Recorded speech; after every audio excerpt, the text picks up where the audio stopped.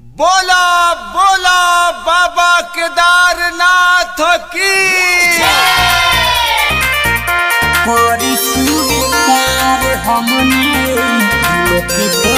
Music by Sonu सनहिया।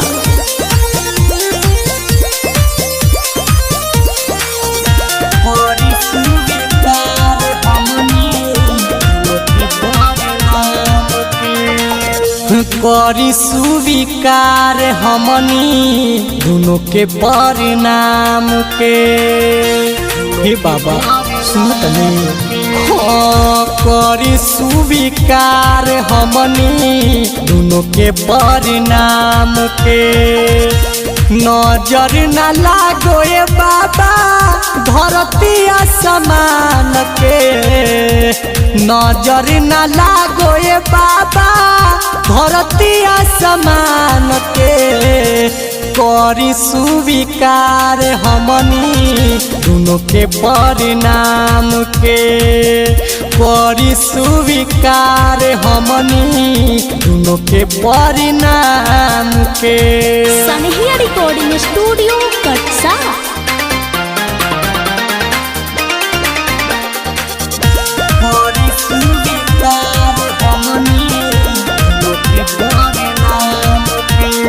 बोला बोला बाबा बैजनाथ की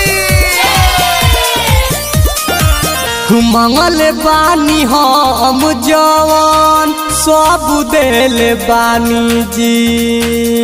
रउआ से बर केहू बाटे न दानी जी।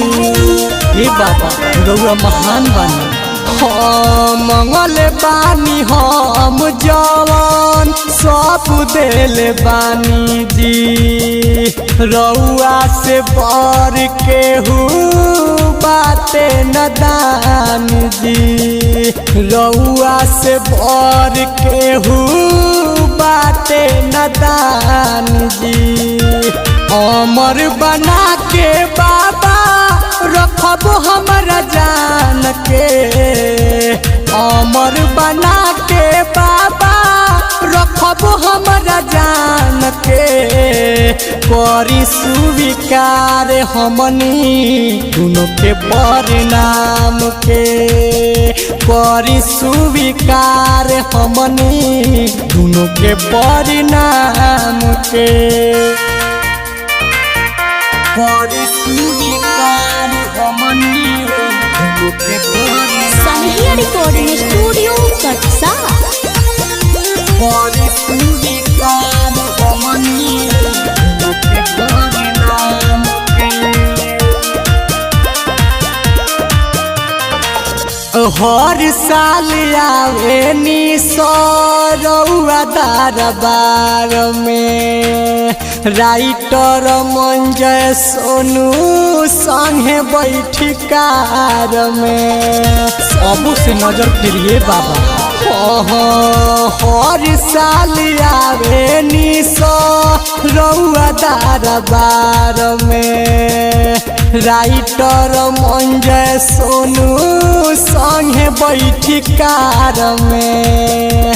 राइटर मंजय नितेश संगे बैठी कार में। दीपक दीवाना मिटे दीना कबो नाम के। दीपक दीवाना मिटे दीना कबो नाम के। करी स्वीकार हमनी दोनों के परिणाम के। करी स्वीकार हमनी दोनों के परिणाम के। हे बाबा दया करी।